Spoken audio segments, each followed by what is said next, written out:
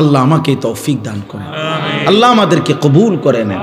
প্রিয় ভাই, প্রিয় নওজওয়ান, আখিরাত ভুলবে না ভাই, আখিরাত ভুলবে না, আখিরাত ভুলবে না, কবর ভুলো না ভাই। তোমার আমার মৃত্যুই সমাধান, তোমার আমার আখিরাতই চূড়ান্ত গন্তব্য। আমাকেও যেতে হবে, আমাদের সবাইকেই যেতে হবে। অতএব আজকে এই রাত গভীরে আমি আমার কথাটা বললাম।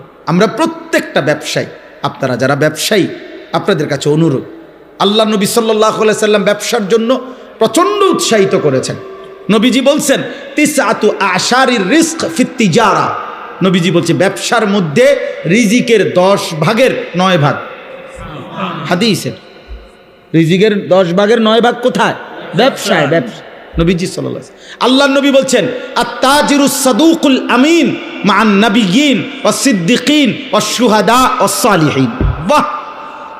নবীজি সাল্লাল্লাহু আলাইহি ওয়াসাল্লাম বলেন যে ব্যবসায়ীর 2টা গুণ থাকবে। এক, আস-সাদুক, সর্বদা সত্য বলে, পরিচিত অপরিচিত, চেনা জানা অচেনা সবার কাছে সত্য বলে।